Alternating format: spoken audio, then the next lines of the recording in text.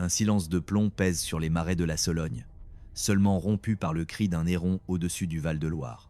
Au cœur de cette brume épaisse qui semble vouloir dévorer l'histoire, un colosse de calcaire se dresse comme un défi lancé à la gravité et au bon sens.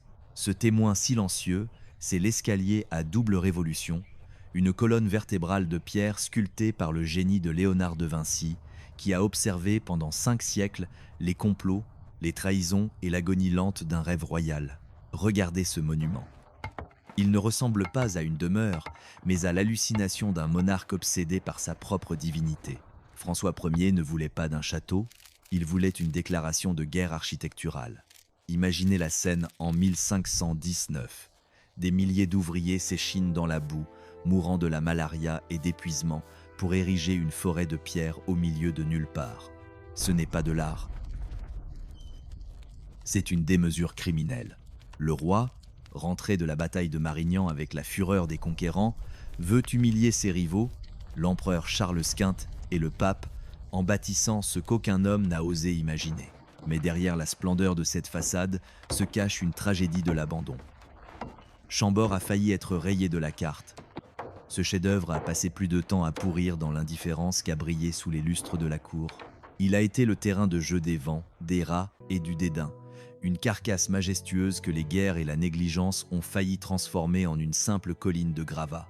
L'approche du château de Chambord aujourd'hui est une mise en scène théâtrale dont le spectateur ne sort jamais indemne.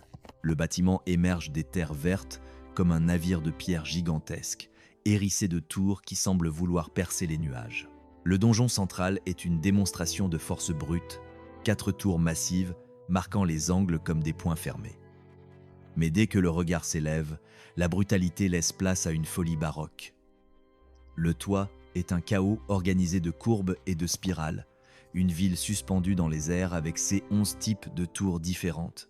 Certaines sont effilées, d'autres massives comme des cheminées de forge divines, toutes sculptées avec une précision qui frise la démence.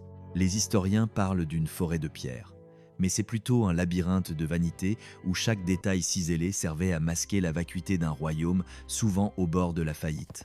Sous la lumière crue, chaque ombre projetée sur les terrasses raconte une histoire de gaspillage et de splendeur. À l'intérieur, le vertige change de nature. La structure suit une logique mathématique implacable, une croix grecque parfaite qui divise chaque étage en 4 ailes symétriques. C'est un ordre froid, presque inhumain. Avec ses 440 pièces, 282 cheminées et ses 84 escaliers, Chambord est un monstre domestique. On sent encore l'odeur du feu de bois qui ne parvenait jamais à réchauffer ces murs immenses. Le roi lui-même n'y séjourna que quelques semaines, fuyant ce palais qu'il avait créé mais qu'il ne pouvait habiter. Le cœur de ce monstre est son joyau le plus sombre, l'escalier à double révolution. Une métaphore parfaite de la cour de France où l'on se voit sans jamais se rencontrer, où l'on s'observe à travers les ouvertures centrales sans jamais pouvoir se toucher. C'est une prouesse technique qui cache un dessin psychologique cruel. On monte, on descend, on s'épie dans un balai de pierre et de poussière, avant de découvrir l'horreur qui se cachait derrière ces sourires de façade et comment ce géant a failli être démantelé pierre par pierre pour payer les dettes de la nation. Rejoignez notre cercle pour ne rien manquer de ces chroniques de la démesure. Le drame de Chambord réside dans sa propre démesure. Chaque ligne de toit, chaque cheminée sculptée est un ennemi du temps. La pierre de tuffeau, si blanche et si noble, est en réalité une éponge fragile qui boit la pluie et s'effrite sous le gel. Ce que nous voyons aujourd'hui comme une prouesse éternelle était hier une ruine en sursis. Les vents d'hiver s'engouffraient dans les salles vides, jamais meublées, où le roi n'avait laissé que le vide de son ambition. En marchant aujourd'hui dans ces salles au plafond vertigineux, on réalise que Chambord n'était pas fait pour les hommes, mais pour la postérité. Les cadres de fenêtres sculptés et les cheminées assez larges pour y tenir debout ne sont que les décors d'un film qui a failli ne jamais finir son tournage. Depuis la terrasse, la vue sur les jardins et les forêts s'étendant à l'infini donne une illusion de contrôle total, mais ce n'est qu'une façade. Sous les pieds des visiteurs, la pierre crie sa fragilité, rappelant que ce rêve de la Renaissance a bien failli n'être qu'une note de bas de page dans l'histoire des échecs français. Pourrait-on vraiment garder debout une telle folie alors que le monde entier semblait vouloir la voir tomber ? Ce tapis de verdure qui s'étale aujourd'hui avec une insolence géométrique sous les terrasses n'est qu'un linceul de luxe posé sur une agonie séculaire.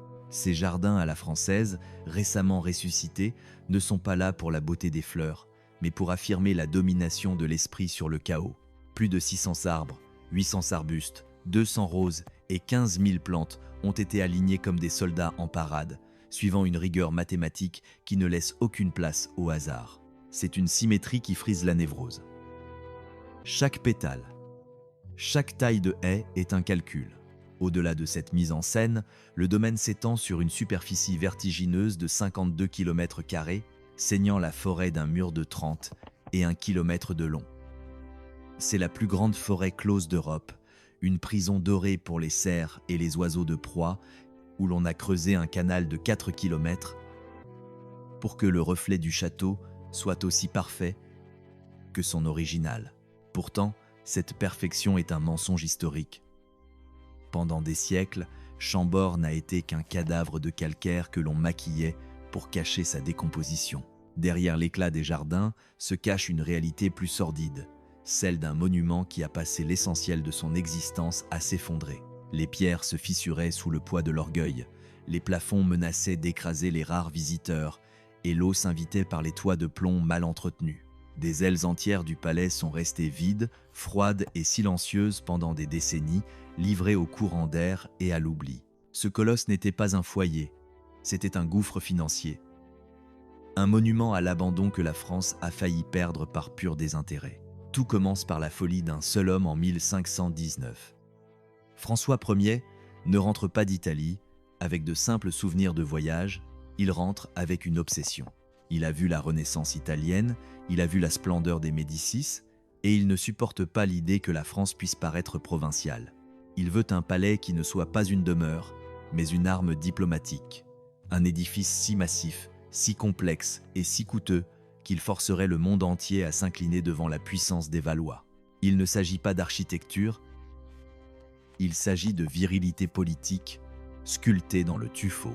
Il convoque Domenico da Cortona pour dessiner un donjon féodal habillé des atours de la modernité italienne, mais dans l'ombre, un autre esprit rôde, celui de Léonard de Vinci. Le vieux génie, invité à finir ses jours en France, a laissé son empreinte indélébile sur le projet, notamment dans la conception de cet escalier à double révolution qui défie la logique. De Vinci meurt avant le premier coup de pioche, mais son fantôme hante chaque recoin de cette structure impossible. Le chantier lui-même est un calvaire. On ne bâtit pas un tel monstre sur une terre ferme, mais sur un marécage instable et fétide. Avant de monter la moindre colonne, il a fallu enfoncer des milliers de pieux de chêne dans la vase, créer des fondations capables de supporter des millions de tonnes de pierre. Près de 1800 ouvriers s'épuisent dans cette boue, beaucoup succombant aux maladies des marais, pour que le roi puisse assouvir son rêve de pierre. Le budget explose.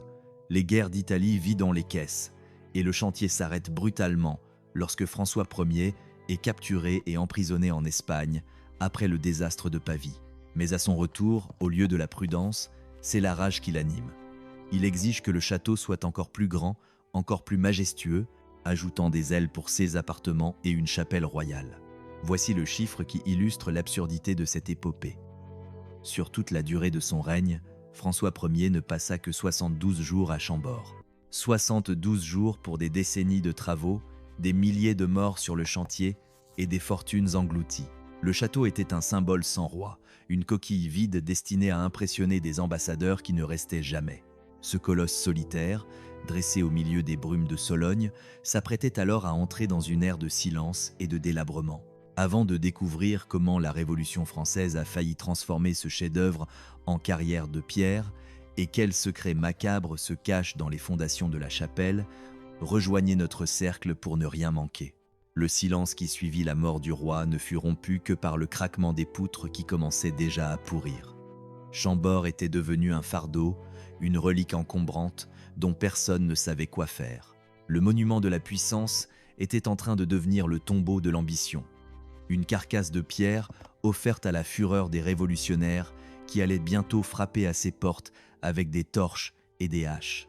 Est-il possible qu'un bâtiment aussi vaste n'ait été construit que pour abriter le vide ? L'année 1547 sonna comme un glas pour la vallée de la Loire. Lorsque François Ier rendit son dernier souffle, il ne laissait pas derrière lui qu'un royaume, mais une plaie béante dans le paysage français. Son rêve de calcaire, ce palais qui devait redéfinir les lois de la géométrie et de la puissance, fut soudainement frappé de paralysie. Sans la volonté fiévreuse du monarque, Chambord devint instantanément un fardeau, une carcasse de pierre dont personne ne voulait assumer le prix. Trop vaste, trop coûteux, trop éloigné du cœur battant de Paris où se tramaient les vraies intrigues de pouvoir. Le géant se retrouva orphelin. Son fils, Henri II, ne voyait dans ce monument que le caprice d'un père dont il cherchait à effacer l'ombre. Pour le nouveau roi, Chambord était une aberration architecturale, un gouffre financier perdu dans des terres marécageuses. Il préférait le confort des demeures proches de la capitale, là où le luxe était utile à la politique. Chambord fut donc abandonné à son sort. Ce chef-d'œuvre commença alors une longue et lente descente aux enfers, une agonie silencieuse que seul le temps sait orchestrer. La pluie, patiente et corrosive, s'insinuait entre les joints de mortier. Les immenses cheminées, conçues pour réchauffer des cours entières, restèrent désespérément froides. L'escalier à double révolution, ce prodige de génie où l'on devait s'épier avec élégance, ne fut plus gravi que par la poussière et les courants d'air. Le palais était devenu un monument au vide, une promesse non tenue qui s'effritait sous le poids de l'indifférence royale. Il fallut attendre 1639 pour qu'une étincelle de vie vienne à nouveau hanter ses murs. Gaston d'Orléans, frère de Louis XIII et éternel conspirateur, reçut le domaine en cadeau. C'était un homme complexe, dévoré par ses émotions et souvent en disgrâce, qui trouva dans l'isolement de Chambord un refuge à sa mesure. En arrivant, il ne trouva qu'une ruine majestueuse. Les sculptures étaient rongées par le lichen, les sols s'affaissaient et les toitures laissaient entrevoir le ciel. Gaston comprit ce que les autres ignoraient. Laisser mourir Chambord serait un crime contre l'histoire. Il fit revenir les artisans, monter les échafaudages et injecta des fonds pour colmater les brèches les plus urgentes. Il ne rendit pas au château sa gloire d'antan, mais il fit l'essentiel en stoppant l'hémorragie. Il sauva les murs, renforça les structures et permit au colosse de tenir debout assez longtemps pour rencontrer celui qui allait le transformer en une scène de théâtre mondial. Le roi Soleil ne faisait jamais rien dans la demi-mesure. Lorsque Louis XIV prit le contrôle de Chambord, il ne vit pas seulement un château, mais une opportunité d'étaler sa splendeur. Le roi aimait la chasse, ce simulacre de guerre, et la forêt de Chambord était le terrain de jeu idéal. Sous ses ordres, les appartements royaux furent arrachés à leur torpeur. On recruta les meilleurs menuisiers et tailleurs de pierre pour redonner du lustre aux cheminées et décorer les salles autrefois nues. Mais son geste le plus arrogant fut la construction d'écuries gigantesques capables d'abriter 1200 chevaux. Imaginez le fracas des sabots, l'odeur du fumier royal et la fureur de vivre qui s'empara soudain de ce désert de pierre. Pendant un temps, le luxe le plus tapageur fit vibrer les couloirs. Le château était enfin ce qu'il aurait dû être. Mais la faveur d'un roi est aussi changeante que le vent. Louis XIV finit par se lasser. Versailles, son nouveau dieu de pierre et de miroir, exigeait toute son attention et tout son or.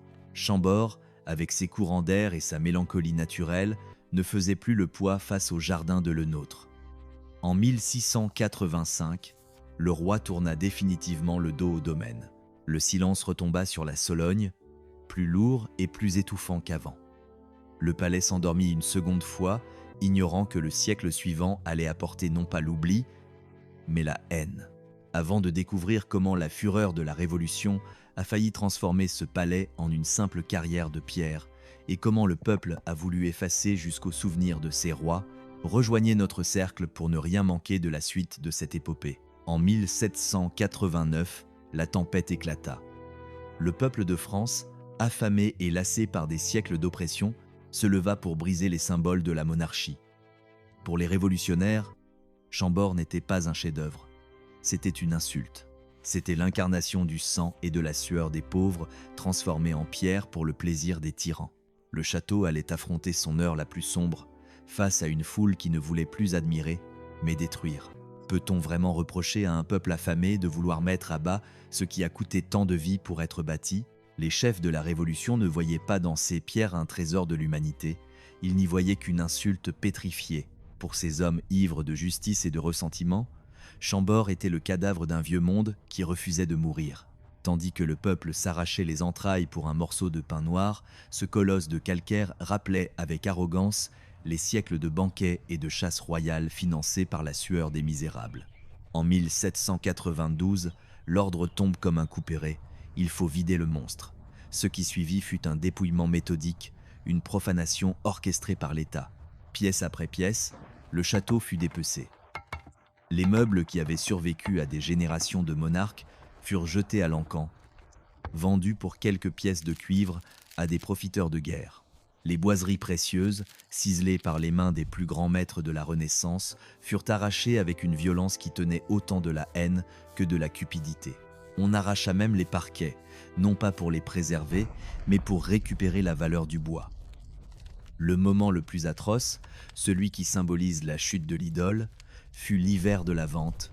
Pour réchauffer les commissaires et les acheteurs qui frissonnaient dans ces halls immenses, on utilisa les portes sculptées du roi comme simple bois de chauffage. Le génie de François Ier finissait en cendres dans les âtres froids de son propre palais. À la fin de cette curée, Chambord n'était plus qu'un squelette blanchi sous le soleil de Sologne. Un titan évidé. Ces 440 pièces n'étaient plus que des cavités sombres où le vent hurlait sa victoire. Ces 282 cheminées, autrefois foyers de chaleur et de lumière, n'étaient plus que des trous noirs, des bouches béantes de silence. Les 84 escaliers menaient désormais à l'oubli. La pluie, ce prédateur silencieux, entrait sans frapper, rongeant les plafonds et affaiblissant les structures que personne ne prenait plus la peine de défendre. Chambord était devenu l'ombre de lui-même. Un monument à une lignée que la République voulait effacer de la mémoire des hommes. Dans les années 1830, le poète américain Henry Wadsworth Longfellow franchit les douves et ce qu'il découvrit fut une vision de deuil. Le château n'était plus qu'une ruine romantique pour voyageurs en quête de mélancolie. L'herbe folle dévorait les pavés de la cour d'honneur. Les sculptures, ces visages de pierre qui avaient observé la gloire des Valois, étaient mutilés, leurs traits effacés par les ans et le mépris des hommes. Longfellow décrivit un palais coincé entre la vie et la mort, une carcasse trop massive pour s'écrouler, mais trop blessée pour espérer un avenir.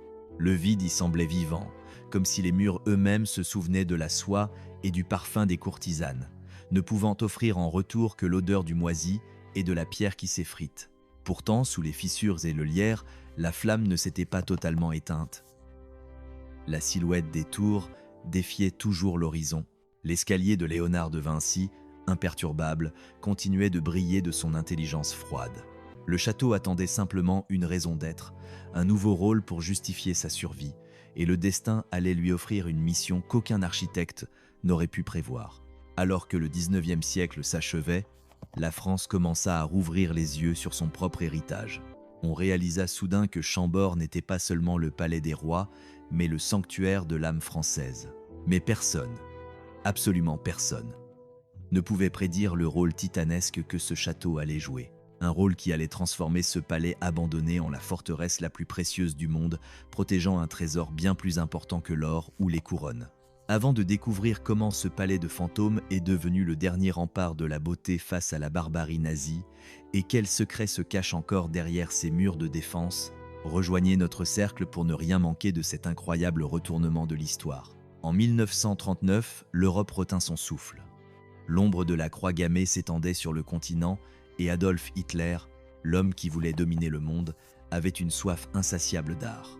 Les conservateurs du Louvre et des grands musées de France savèrent que le désastre était imminent. Les bombes, le pillage et le feu menaçaient de rayer des millénaires de culture en quelques secondes. Il fallait un refuge. Un lieu secret, immense, capable d'engloutir des milliers d'œuvres inestimables sans attirer l'attention des bombardiers. Un endroit loin des villes, loin des cibles militaires, protégé par la profondeur des bois et l'anonymat de la province. Ce lieu, c'était Chambord. Le château construit pour la gloire d'un roi allait devenir la forteresse de l'esprit humain. Le géant de pierre s'apprêtait à accueillir dans ses entrailles la plus grande collection d'art de tous les temps, devenant le garde du corps silencieux de la Joconde et de tant d'autres. Comment ce château, Autrefois si fragile et si négligé, athée, il put résister aux assauts du temps et de la haine pour sauver l'âme de toute une nation. L'isolement de Chambord, autrefois perçu comme sa plus grande faiblesse, devint soudain son arme la plus redoutable. Ce qui n'était qu'un palais de courants d'air perdu au milieu des ronces se transforma en un coffre-fort végétal impénétrable. La forêt de Sologne, épaisse et sombre, servit de premier rempart, un labyrinthe de chênes capable d'engloutir les secrets les plus précieux de l'humanité. Ces salles démesurées, restées vides pendant des siècles de solitude, offraient un espace qu'aucun autre bâtiment en Europe ne pouvait égaler. Les murs de calcaire, épais comme des remparts de forteresse, n'avaient plus pour mission de protéger l'ego d'un roi, mais de sauver l'âme de la civilisation. Une opération de sauvetage sacrilège et désespérée était sur le point de commencer. En août 1939, alors que l'haleine fétide de la guerre soufflait déjà sur les frontières, un homme de l'ombre prit une décision qui allait changer le cours de l'histoire de l'art. Jacques Jaujard, directeur des musées nationaux, n'était pas un soldat, mais il possédait le courage des grands stratèges. Il savait que si Paris tombait, les trésors du Louvre seraient les premiers à être violés, pillés ou détruits par l'obsession artistique du Führer. Le plan était d'une complexité terrifiante, évacuer secrètement des milliers de chefs-d'œuvre et les faire disparaître dans la nature. Le 28 août, le silence du Louvre fut brisé par le frottement des caisses. La Joconde, le sourire le plus célèbre et le plus mystérieux du monde, quitta son mur. On l'enferma dans une caisse spéciale doublée de velours rouge, comme une reine déchue qu'on emmène en exil. Elle ne voyageait pas seule. Le convoi qui s'ébranla vers le sud ressemblait à une armée de fantômes. 203 véhicules, un fleuve de camions lourdement chargés, quittèrent la capitale dans un climat de paranoïa totale. À l'intérieur, 1862 caisses en bois contenaient le génie humain. 3600 peintures, des sculptures millénaires, des tapisseries que les siècles avaient épargnées. À l'approche de Chambord, les routes furent coupées. Les gardes nationaux, les doigts crispés sur leurs fusils, surveillaient chaque buisson. Un à un, les trésors furent déchargés et engouffrés dans les entrailles du château. Chambord n'était plus un palais. C'était devenu le plus grand abri d'art secret de la planète. En juin 1944, l'inventaire de ce musée de l'ombre était à donner le vertige. 4000 mètres cubes de caisses étaient empilés sous les voûtes de François Ier. C'était une montagne de cultures stockée dans une carcasse de pierre. Des toiles monumentales étaient appuyées contre les murs froids, des statues inestimables gisaient au pied des escaliers, et la série de la Dame à la licorne habitait des salles autrefois livrées aux rats. On y trouvait la liberté guidant le peuple de Delacroix, des chefs-d'œuvre de Versailles et du Louvre, tous entassés dans une promiscuité aristocratique. Une équipe de conservateurs et de gardiens vivait sur place, transformés en moines soldats de l'esthétique. Ils dormaient dans des chambres glaciales, sans électricité ni chauffage, luttant quotidiennement contre l'humidité rongeuse, les insectes et le gel. Ils étaient les derniers remparts entre la beauté et le chaos, sacrifiant leur confort personnel pour que les générations futures puissent encore poser les yeux sur le génie de Vinci. Mais protéger l'art ne suffisait pas, il fallait le cacher. Le jeu du chat et de la souris avec les forces nazies était permanent. Pour échapper aux pillards de la Wehrmacht, les équipes de Jaujard déplaçaient sans cesse les œuvres les plus iconiques. La Joconde, cible numéro 1 de la convoitise allemande, changea 5 fois de cachette durant le conflit, voyageant souvent au cœur de la nuit sur des routes défoncées. Chaque trajet était une roulette russe, un accident de camion, un barrage de soldats nerveux ou une bombe égarée, et la Renaissance n'aurait plus été qu'un souvenir.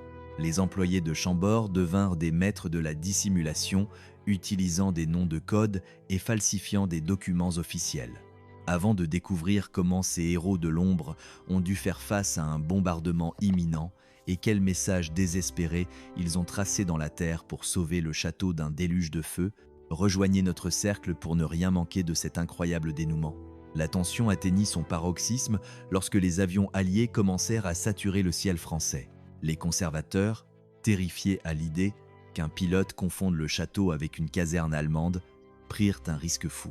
Ils tracèrent le mot « musée » en lettres gigantesques dans les champs environnants, un cri silencieux envoyé vers les nuages. C'était une prière de pierre et de terre, espérant que les bombes épargneraient ce sanctuaire où reposait l'histoire du monde. Le géant de Sologne attendait son heure, portant sur ses épaules le poids de 1000 ans de culture, seul face à la barbarie. Peut-on imaginer le silence de ces hommes, enfermés avec les plus grands chefs d'œuvre de l'humanité, alors que le monde entier s'écroulait à leurs portes? Le 22 juin 1944, l'enfer tomba du ciel de Sologne sous la forme d'un bombardier américain Bevint IV Liberator. Ce monstre d'acier, volant à basse altitude, fut soudainement pris de convulsions mortelles, avant de s'écraser avec un fracas apocalyptique sur les terres du domaine. Les flammes jaillirent instantanément des herbes hautes, une colonne de fumée noire et grasse montant vers le ciel comme un signal de détresse. Dans l'enceinte du palais, le temps s'arrêta. Les gardes et les conservateurs, dont les nerfs étaient déjà brisés par des années de clandestinité, se ruèrent vers les fenêtres, le cœur battant contre leurs côtes. Ils ne voyaient pas seulement une carcasse d'avion en feu, ils voyaient le spectre de la destruction totale. Un impact sur le donjon, une étincelle voyageant jusqu'aux caisses de bois sec, et c'est toute la mémoire de l'Occident qui partait en fumée. Le miracle eut lieu dans un silence de mort, juste après l'explosion. L'avion s'était abattu sur les jardins, épargnant de justesse la structure de pierre. Quelques centaines de mètres. C'est l'épaisseur dérisoire du fil auquel tenait la survie de la Joconde. Si le pilote avait dévié d'une fraction de seconde, le sourire de Mona Lisa n'aurait été qu'un souvenir de cendres. Ce fut l'un des moments les plus terrifiants de l'histoire de l'art. Une collision entre la technologie moderne de destruction et la fragilité éternelle du beau. Chambord avait tenu bon, mais il avait senti le souffle de la mort sur ses tours. La libération de 1945 apporta un soulagement presque douloureux. Le 6 juin, après des années d'exil dans des granges humides, des abeilles glaciales et des cachettes de fortune, la Joconde entama son voyage de retour vers le Louvre. Elle fut portée avec une dévotion religieuse, symbole d'une France qui, bien que dévastée et déchirée, avait réussi à sauver son âme. Les autres chefs d'œuvre suivirent, quittant les salles de Chambord les uns après les autres. Le palais se retrouva de nouveau vide, mais ce vide n'avait plus le goût de l'abandon. Il avait le goût du devoir accompli. Le monde comprenait enfin que ce colosse de pierre n'était pas un vestige inutile, mais un bouclier. Si Chambord avait sauvé le patrimoine de la France, il était temps que la France sauve Chambord de sa propre décomposition. En 1947, le constat des experts fut un choc. Le géant était couvert de cicatrices invisibles, des siècles de mépris royal, de pillages révolutionnaires et d'humidité solognote avaient ouvert des plaies profondes dans le tuffeau. Les ingénieurs et les historiens qui investirent les lieux découvrirent un palais à l'agonie sous sa parure de prestige. Les tempêtes avaient déchaussé les pierres des tours, l'eau s'était infiltrée jusqu'au cœur des murs, et les poutres maîtresses gémissaient sous le poids des siècles. Les 440 pièces n'étaient plus que des chambres froides, aux parquets craquelés et aux plâtres lépreux. Les 282 cheminées semblaient prêtes à s'effondrer sur elles-mêmes. Avant de découvrir les secrets enfouis sous les fondations de 1519 et le coût exorbitant de cette résurrection qui a mobilisé les artisans les plus secrets du pays, rejoignez notre cercle pour ne rien manquer de cette épopée monumentale. Ce qui commença en 1947 ne fut pas un simple chantier de rénovation, mais une opération chirurgicale à l'échelle d'une ville. Ce fut l'un des sauvetages architecturaux les plus longs et les plus complexes de l'histoire de France. On fit appel aux meilleurs tailleurs de pierre, aux charpentiers compagnons et aux maîtres verriers, des hommes dont le savoir-faire remontait aux bâtisseurs de cathédrales. Ils inspectèrent chaque recoin, montant dans des combles étouffés par la poussière des siècles, sondant les fondations plantées dans la vase par François Ier. Il ne s'agissait plus seulement de colmater des brèches, mais de réapprendre les gestes de la Renaissance pour redonner vie à chaque chimère, chaque chapiteau, chaque fleuron de pierre usé par le temps. La reconstruction fut une bataille contre l'érosion et l'oubli. Chaque pierre remplacée était une victoire sur la mort. On ne se contentait pas de réparer, on exhumait l'ambition originelle. Les travaux durèrent des décennies, transformant le château en une ruche bourdonnante où le bruit du ciseau sur la pierre répondait au silence des forêts environnantes. Chambord n'était plus une ruine romantique pour poètes en mal de mélancolie, il redevenait le manifeste de la puissance française, une forteresse de l'esprit que plus rien, pas même les bombes ou les révolutions, ne pourrait désormais abattre. Le témoin silencieux, cet escalier de génie qui avait vu passer les rois et les soldats, voyait désormais passer les restaurateurs, porteurs d'une nouvelle promesse, celle d'une éternité. Retrouvé au milieu des marais. Chaque génération d'artisans qui a foulé ces dalles depuis l'après-guerre s'est retrouvée face au même paradoxe cruel. Pour sauver Chambord, il faut accepter de s'effacer devant l'obsession d'un mort. Le travail de restauration n'est pas une simple réparation, c'est une réincarnation millimétrée. Un à un, les tailleurs de pierre ont ausculté le calcaire comme des chirurgiens sur un corps en sursis, étudiant les archives poussiéreuses pour retrouver le coup de ciseau exact des maîtres de la Renaissance. Ils ne se sont pas contentés de reboucher des fissures.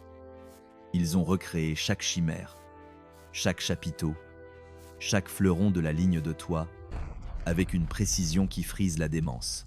Dans le silence des combles, des hommes ont passé des années à renforcer des poutres maîtresses pour que le poids de cette forêt de pierre ne vienne pas écraser les salles fragiles situées en dessous. C'est un combat contre la gravité et l'entropie, où chaque pierre posée est une seconde de vie arrachée au néant.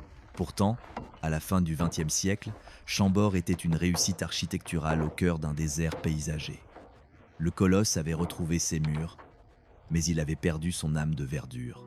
Les jardins, autrefois symboles de la domination de l'homme sur la nature sauvage, n'étaient plus que des souvenirs enterrés sous des couches de terre et de négligence. En 2016, l'État a lancé un projet d'une audace glaciale, ressusciter les jardins de Louis XV à partir de rien. Sans aucune photographie, les chercheurs ont dû se transformer en détectives, fouillant le sol pour retrouver les traces des anciens chemins, analysant les gravures d'époque et calculant l'angle exact de la lumière sur les façades. Ce fut une opération de chirurgie esthétique à l'échelle du paysage, 600 arbres, 800 arbustes, 200 rosiers et plus de 15 000 plantes de bordure ont été disposées sur 6 hectares et demi avec une rigueur mathématique implacable. En 2017, lorsque les derniers plans furent alignés, Chambord n'était plus seulement un bâtiment.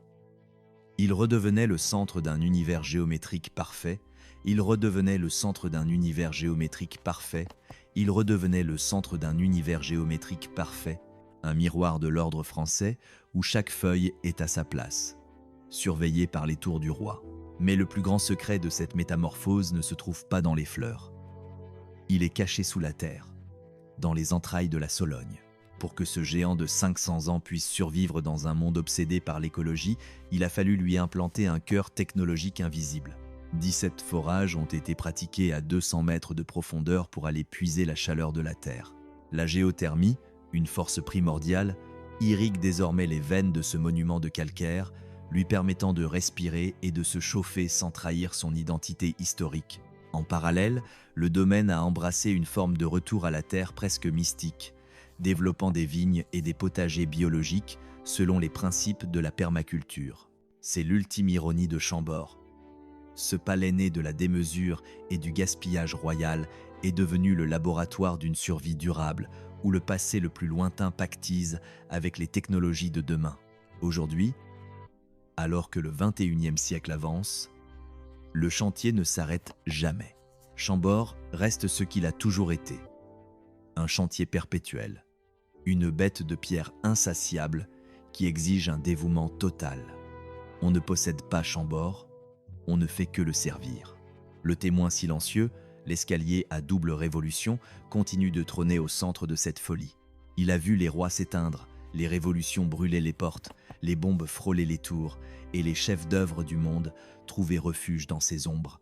Il observe désormais les touristes d'un œil froid, conscient que les hommes passent mais que la pierre, si elle est aimée avec assez de fureur, peut défier le temps. Chambord n'est plus une ruine, c'est une promesse. Mais derrière l'éclat des jardins restaurés et la douceur du chauffage géothermique, une question demeure, suspendue dans l'air frais du Val-de-Loire. Combien de temps une nation peut-elle continuer à porter à bout de bras le rêve d'un roi mégalomane avant que le poids de l'histoire ne finisse par tout emporter? La réponse est peu. Être inscrite dans le tuffeau. Mais il faut savoir écouter le silence des murs pour l'entendre. En juin 2023, alors que le monde s'agitait dans l'insignifiance du présent, un geste d'une précision chirurgicale s'achevait sur les hauteurs de la Sologne. Les ouvriers ont posé les derniers outils sur les 6 lanternons du château, ces structures décoratives qui couronnent les tours comme des diadèmes de pierre. Ce n'était pas une simple rénovation, c'était une réparation de l'honneur. Pendant tout le XXe siècle, ces lanternes avaient perdu leurs ornements, rongés par l'acide des pluies et le mépris du temps. Il a fallu exhumer des techniques de sculpture que l'on croyait mortes pour redonner à ces vigies leur silhouette de 1519. En bas, au niveau du sol, le combat se poursuit sur un autre front, le mur d'enceinte. 32 km de pierre qui encerclent le domaine, le plus long mur d'Europe, une cicatrice monumentale qui sépare le sanctuaire royal du chaos extérieur. Réparer cette muraille n'est plus un travail, c'est une école de guerre contre l'oubli. Des tailleurs de pierre s'y forment chaque jour, apprenant à dompter le tuffeau pour que la frontière entre le rêve et la réalité ne s'effondre jamais. Chambord ne se contente plus de survivre. Il prépare sa revanche avec le plan Chambord 2030, baptisé Renaissance et Révolution. Sous ce titre aux allures de manifeste politique se cache une ambition qui aurait plu à l'ego démesuré de François Ier. Le projet ne vise pas seulement à entretenir des vieilles pierres pour amuser les touristes, mais à transformer ce géant en un moteur de durabilité et de culture. On y parle d'écologie, de viabilité économique, de rayonnement mondial. C'est une seconde naissance, mais avec une conscience moderne. Le palais qui fut autrefois un gouffre financier devient une usine à patrimoine, prouvant que la démesure peut, avec assez de volonté, devenir une vertu. Le passé et le futur ont fini par signer un pacte de sang à l'intérieur de ces murs. 5 siècles après le premier coup de pioche, le château se dresse avec une insolence renouvelée. Ce qui n'était qu'un rendez-vous de chasse s'est transformé en un manifeste architectural révolutionnaire. Ce qui fut une ruine abandonnée par des rois ingrats est devenu, au moment le plus sombre de la Seconde Guerre mondiale, le garde du corps de la beauté universelle. Ce qui a failli s'écrouler sous le poids de la négligence est aujourd'hui porté par une passion qui mêle la science de pointe à l'artisanat le plus ancestral. La Renaissance de Chambord est la preuve qu'une histoire ne meurt jamais vraiment si l'on a l'imagination nécessaire pour la réinventer. Mais au-delà des chiffres, de la géothermie et des hectares de jardin, que reste-t-il ? Chambord n'est pas un bâtiment, c'est un message crypté envoyé à travers les âges. François Ier n'a passé que 72 jours dans ce palais au cours de sa vie entière. 72 jours pour une éternité de calcaire. Il n'a pas bâti une demeure. Il a figé son ambition dans le temps, créant un style qui allait définir l'identité française pour les siècles à venir. Cette fusion entre la force médiévale et la grâce italienne n'était pas un caprice de riche, c'était une déclaration de guerre culturelle. Aujourd'hui, le visiteur qui frissonne dans les courants d'air du donjon ne regarde pas des murs, il regarde la volonté d'un homme qui a refusé d'être oublié. Le témoin silencieux, ce grand escalier qui ne mène nulle part et partout à la fois, continue de regarder la comédie humaine s'agiter à ses pieds. Il a vu les rois mourir, les empires s'effondrer et les avions s'écraser. Mais il reste là, immuable, au centre de sa forêt de pierre. Chambord est la preuve que nous pouvons construire des choses qui nous survivent, des rêves assez solides pour résister aux révolutions et aux bombes. Mais alors que les portes se referment et que la brume de Sologne reprend ses droits sur les tours, une pensée glaciale demeure. Nous avons sauvé les pierres. Mais avons-nous sauvé l'esprit qui les a érigées ? Le château est là, magnifique et éternel. Mais le roi qu'il a rêvé n'est plus qu'une ombre parmi les 72 jours de son séjour. Peut-être que le véritable secret de Chambord n'est pas dans sa survie, mais dans ce qu'il nous murmure chaque soir. Que toute grandeur humaine finit par devenir une cage dorée que seule la postérité peut habiter. Chambord ne se contente plus d'être un édifice. Il s'est métamorphosé en un musée de l'imagination humaine. Une cathédrale de l'esprit où chaque pierre transpire l'obsession. Dans le silence de ces chambres nues, on n'entend pas le vide, mais le tumulte des rêves qui l'ont façonné. L'escalier à double révolution n'est pas une simple structure, c'est le murmure de Léonard de Vinci, une énigme de calcaire qui défie la linéarité du temps. La toiture, cette forêt pétrifiée de cheminées et de clochetons, hurle l'audace des architectes de la Renaissance qui ont brisé les formes classiques pour explorer l'indicible. Même dépouillées de leur velours et de leurs ors, ces salles sont saturées de présence. Les dalles de pierre gardent l'écho des pas des reines délaissées, des gardes épuisés, des artisans mourant de la malaria et des protecteurs de l'art qui, en 1940, On veillait sur la beauté du monde dans l'obscurité.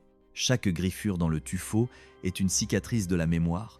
Chaque symétrie un vestige d'une époque où l'on croyait que la géométrie pouvait apprivoiser Dieu. Le château est le miroir déformant et magnifique de l'identité française. Il incarne tout ce que cette nation a de plus contradictoire.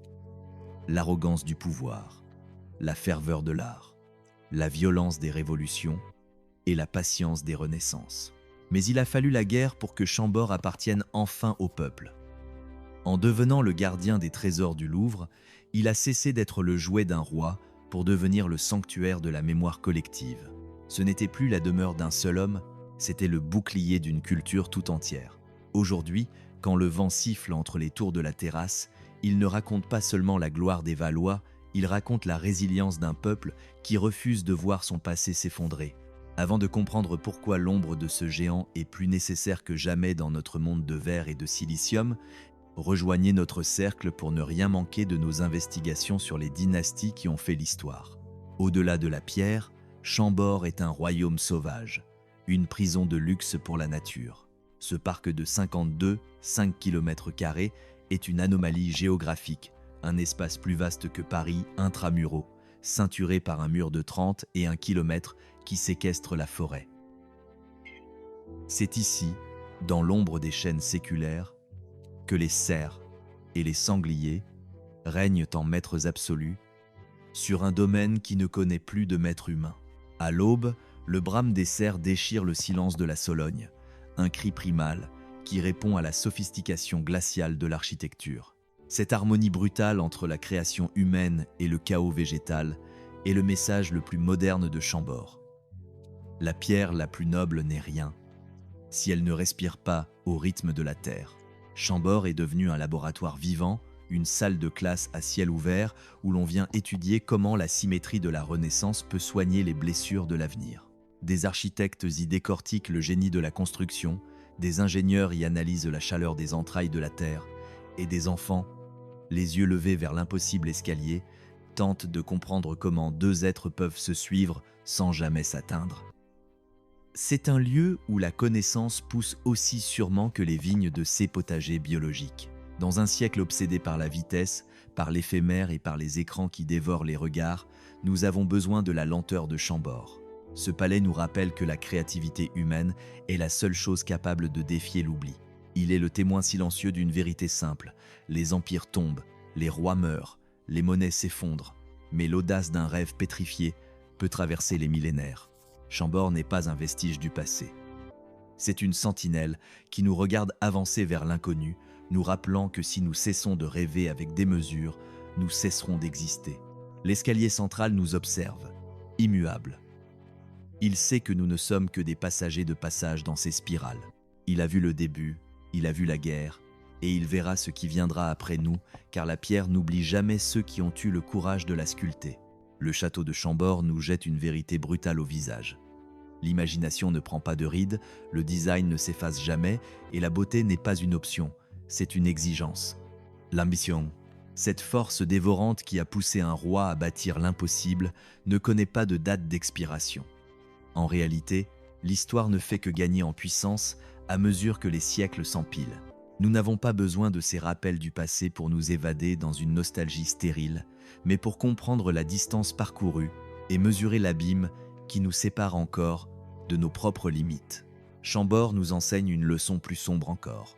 Même les plus grandes prouesses de l'humanité sont condamnées à la poussière si nous cessons de les chérir. Sans la sueur des restaurateurs, ce palais ne serait qu'un amas de gravats.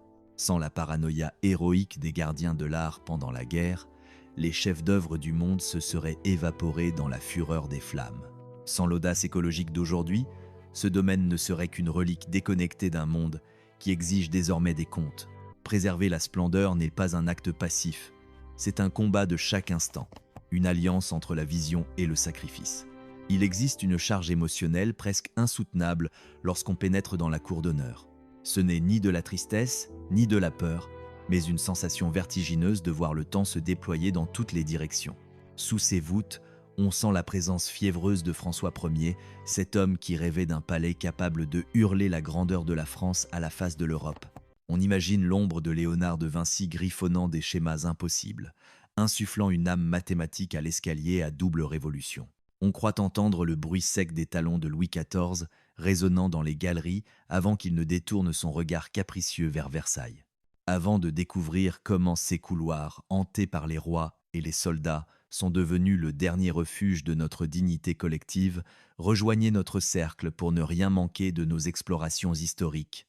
L'écho des souffrances de la Révolution, quand le palais fut dépouillé jusqu'à l'os, hante encore les angles des pièces nues. On se représente les visages tendus des conservateurs de la Seconde Guerre mondiale, cachant la Joconde sous ses plafonds de pierre tandis que le monde s'écroulait dehors. Aujourd'hui, Chambord n'est plus un bâtiment. C'est un point de ralliement pour les siècles. Les mains des visiteurs qui effleurent la pierre froide se connectent directement à celles des maçons de 1519. Ce qui était le rêve d'un tyran est devenu le bien commun. Il appartient à l'artiste qui tente de capturer la lumière sur ses tours, à l'historien qui en déchiffre les secrets, et au monde entier qui contemple cette victoire de l'esprit sur la matière. Ce château est une leçon de mémoire universelle. Le récit de Chambord s'étire sur 5 siècles.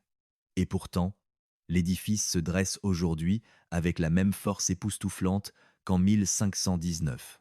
Ses tours dominent toujours la vallée de la Loire avec une morgue royale. Ses escaliers fascinent toujours ceux qui osent les gravir. Ses forêts résonnent encore du cri des cerfs sous les chênes antiques. Mais le sens de Chambord a dépassé ces murs de calcaire. C'est devenu un monument de survie et d'espoir. Le défi du temps ne s'arrête jamais. Autour de lui, le monde s'agite, les villes s'étendent, la technologie dévore l'attention des hommes et les avions déchirent le ciel là où les rois chassaient autrefois à cheval. Mais l'âme de Chambord reste immobile, pétrifiée dans sa perfection. Chaque cheminée, chaque sculpture porte le cri des ouvriers qui les ont façonnées à la main. Chaque arcade rappelle la démesure d'un roi qui ne connaissait pas le mot impossible. Pourtant, cette fierté est fragile. Le vent use la pierre, la pluie s'insinue dans les moindres fissures, et le gel de l'hiver teste la résistance des structures. Le poids colossal du toit pèse sur des murs vieux de 500 ans, exigeant des renforts constants. Chambord ne tient debout que parce que des hommes et des femmes ont décidé qu'il ne devait pas tomber. C'est là que réside sa véritable puissance. Il nous montre que la beauté est une proie que nous devons défendre, sinon elle s'efface. L'histoire n'est jamais en sécurité si personne ne se lève pour la protéger. Dans notre époque obsédée par la vitesse et l'éphémère, où tout se consomme et se jette en un clic, un palais de pierre de 5 siècles semble presque anachronique. Mais Chambord est là pour nous rappeler que la créativité humaine se moque du temps. Le témoin silencieux, ce grand escalier de génie, nous regarde passer avec une patience infinie. Il sait que nous ne sommes que des ombres de passage, mais que la vision qui l'a fait naître, elle, est éternelle. Chambord n'est pas un vestige, c'est un miroir. Il nous demande ce que nous laisserons derrière nous lorsque les lumières de notre siècle s'éteindront à leur tour. Chambord nous offre cette chance rare et presque anachronique de ralentir, de respirer enfin, loin de la frénésie toxique d'un siècle qui ne sait plus s'arrêter. C'est un sanctuaire pour l'âme, un lieu où l'on vient témoigner de ce que le génie humain est capable de produire lorsqu'il refuse la facilité. Ici, l'imagination ne se contente pas de rêver, elle exige la pierre et le sang. Ce palais inspire l'architecte qui vient y chercher la géométrie de l'absolu, l'historien qui fouille les plis de son passé tumultueux et le rêveur qui cherche une étincelle de créativité dans un monde de plus en plus standardisé. Pour les enfants qui franchissent le seuil de la cour d'honneur, Chambord n'est pas un manuel scolaire poussiéreux, c'est une porte dérobée vers un autre univers. Ils ressentent ce même vertige, cette même stupeur que les ambassadeurs de la Renaissance il y a 5 siècles. Ils montent ces marches célèbres, cherchant à percer le mystère de ces deux êtres qui s'élèvent ensemble sans jamais se toucher. Une métaphore cruelle de la condition humaine. En explorant les terrasses, ils n'imaginent pas seulement la vie des rois. Ils touchent du doigt l'idée même que l'histoire est un organisme vivant, une chair de pierre qui respire sous leurs paumes.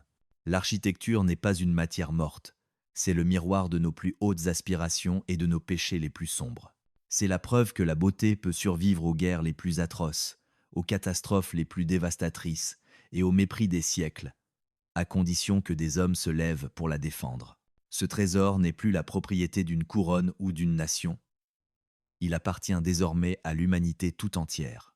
Peu importe que vous veniez d'Europe, d'Asie, d'Afrique ou des Amériques, Chambord parlent une langue universelle, celle de la démesure et de l'harmonie.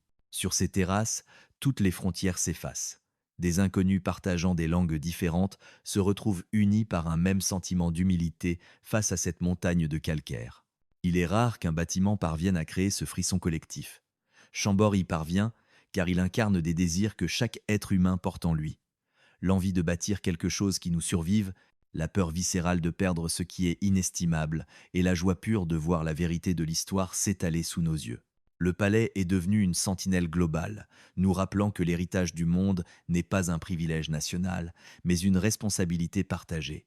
Mais ce gardien de la pierre est aussi le gardien de la vie sauvage. Le parc de 5 km² qui entoure l'édifice ajoute une dimension mystique à son identité. En longeant le canal ou en s'enfonçant sous la canopée, le visiteur pénètre dans une réserve naturelle protégée par des siècles de conservation royale, un espace plus vaste que la ville de Paris elle-même. Les cerisières comme les véritables héritiers du domaine, les sangliers fouissent la terre des anciens rois et les renards glissent silencieusement entre les racines des chênes millénaires. À l'aube, l'air n'y est pas simplement pur, il est chargé d'une paix ancienne, presque magique. Ce paysage nous hurle que l'histoire ne se construit pas seulement par la main de l'homme, elle pousse aussi dans le sol, s'étire dans les bois et respire dans chaque créature qui peuple ce domaine. En protégeant Chambord, la France protège des milliers d'espèces, faisant de ce palais un phare pour le monde moderne. La préservation n'est pas seulement une affaire de murs, c'est une affaire de terre et de vivants. Les leçons que Chambord offre aux générations futures sont des leçons de survie, de courage et de renouvellement permanent. Le palais nous apprend que même les créations les plus grandioses peuvent s'effondrer si on les ignore. Il nous rappelle que l'art est une chose fragile qu'il faut chérir comme un dernier souffle. Il nous enseigne surtout que la bravoure ne se manifeste pas uniquement sur les champs de bataille sanglants, mais aussi dans l'ombre, à travers ces hommes qui, en pleine nuit, ont transporté des toiles inestimables pour les soustraire à la barbarie. La créativité est la seule force capable de durer plus longtemps que le règne de n'importe quel monarque. Prendre soin du passé n'est pas un luxe, c'est le plus beau cadeau que nous puissions faire à l'avenir. Chambord nous dit que l'être humain est capable de choses extraordinaires lorsqu'il choisit de construire plutôt que de détruire, de préserver plutôt que d'oublier, et de rêver plutôt que de se contenter de la médiocrité quotidienne. Ce n'est pas un site touristique, c'est un guide de survie spirituelle pour les siècles à venir.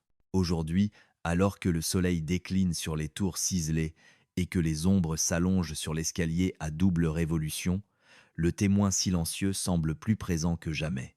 Il a tout vu, la naissance d'un rêve, l'agonie d'un royaume, le pillage des révolutionnaires et le sauvetage désespéré des chefs-d'œuvre du Louvre. Il nous regarde passer, nous les visiteurs d'un jour, avec une indifférence majestueuse. Il sait que nous ne sommes que des ombres éphémères dans sa forêt de pierre. Mais, en sortant de ces murs, nous emportons avec nous une part de son éternité. Chambord restera là, immuable, défiant le vent et l'oubli, pour rappeler à ceux qui viendront après nous que tant qu'il y aura des hommes pour rêver de pierre et de lumière, la beauté ne mourra jamais. Le témoin silencieux restera là, au cœur de la brume, portant sur ses épaules le poids de 5 siècles d'ambition. La question n'est plus de savoir si le palais survivra au temps, mais si nous serons assez grands pour être dignes de ce qu'il nous murmure. Chambord ne se contente pas d'impressionner, il frappe au cœur. Il ne provoque pas seulement l'admiration polie des foules, mais une connexion viscérale avec quelque chose d'ancien qui dépasse l'entendement humain. Les visiteurs qui s'immobilisent aujourd'hui au pied de l'escalier à double révolution ne regardent pas de simples marches de pierre. Ils assistent, pétrifiés, à un dialogue fantomatique entre le génie architectural de Léonard de Vinci et l'ambition dévorante de François Ier. D'autres, errant dans les salles vides où le vent s'engouffre, ne voient pas le dénuement, mais sentent la frénésie d'un Louis XIV préparant ses chasses sanglantes, l'odeur des chevaux et du cuir emplissant l'air. Certains revoient les gestes feutrés, presque sacrés, des ouvriers de 1940 déposant la Joconde dans l'obscurité de ces murs épais pour la soustraire à la barbarie nazie. Ce n'est pas une visite touristique, c'est une immersion en apnée dans les abysses du temps. Les visiteurs réalisent brutalement qu'ils ne regardent pas l'histoire, ils marchent à l'intérieur d'elle. Cette connexion émotionnelle, presque violente, explique pourquoi ce colosse de pierre reste l'un des monuments les plus vénérés au monde. Il touche une corde sensible de l'âme humaine que peu d'endroits sur Terre parviennent à faire vibrer.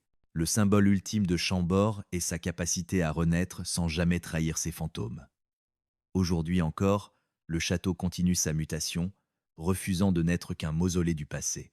Les systèmes énergétiques durables qui puisent la chaleur dans les entrailles de la terre, les jardins biologiques qui nourrissent le sol, les murs d'enceinte restaurés avec une piété chirurgicale, les sculptures renouvelées et les programmes culturels audacieux forgent une nouvelle identité pour le géant. Pourtant, aucune de ces modernités n'efface les cicatrices des siècles précédents. Au contraire, elle fusionne l'ancien et le nouveau dans un chef-d'œuvre vivant, palpitant. C'est le véritable message politique de Chambord. Le monde peut avancer sans piétiner ses origines. L'innovation technologique la plus pointue et la tradition séculaire peuvent coexister sans s'annihiler. L'histoire survit ici non pas comme un musée cryogénisé dans le formol, mais comme un organisme vivant, en perpétuelle croissance, chargé de sens et de défis pour l'avenir. Alors que ce long voyage à travers les tumultes de l'histoire de Chambord touche à sa fin, une vérité aveuglante émerge des brumes de la Sologne. Ce château n'a jamais été juste un assemblage de pierres, aussi magnifique soit-il. C'était un délire gravé dans le calcaire par François Ier, un rêve d'absolu. Ce fut une toile vierge effleurée par l'esprit insaisissable de Léonard de Vinci. Ce fut une scène de théâtre cruelle pour rois, reines et nobles en quête de gloire éphémère. Ce fut une victime expiatoire de la fureur révolutionnaire et de décennies de négligence criminelle où l'eau et le vent ont failli avoir raison de lui. Ce fut aussi le sanctuaire ultime, l'arche de Noé qui protégea les plus grands chefs-d'œuvre de la nation durant ces heures les plus sombres face à la menace totalitaire. C'est un monument qui a frôlé l'anéantissement total, sauvé in extremis par la passion rageuse de ceux qui ont refusé de le laisser mourir. Aujourd'hui, il se dresse comme un message défiant le temps, rappelant au monde ce que l'humain peut accomplir lorsqu'il imagine sans aucune limite. Chambord est la preuve vivante que la beauté est la seule chose qui endure vraiment. C'est la preuve que l'histoire peut renaître des cendres de la destruction, plus forte et plus arrogante que jamais. C'est la preuve que les merveilles du passé, si on leur en donne la chance, peuvent encore façonner notre avenir. Si jamais vos pas vous mènent à travers les couloirs glacés du château de Chambord, arrêtez-vous un instant. Vous pourriez entendre l'écho lointain du rêve démesuré d'un roi obsédé par sa propre gloire. Vous pourriez sentir le frôlement du génie d'un artiste disparu depuis 5 siècles. Vous pourriez ressentir la bravoure sourde de ceux qui ont risqué leur vie pour protéger des toiles dans le noir. Vous pourriez voir l'espoir têtu des artisans qui ont relevé chaque pierre tombée. Vous pourriez même sentir votre propre imagination répondre à l'invitation silencieuse de ce colosse, car Chambord est bien plus que de l'histoire. C'est un rappel brutal que les rêves, lorsqu'ils sont protégés avec férocité, chéris et partagés, ne disparaissent jamais vraiment. Ils survivent à travers les siècles, traversant les guerres et les révolutions. Ils renaissent avec chaque visiteur qui ose lever les yeux vers ces tours vertigineuses.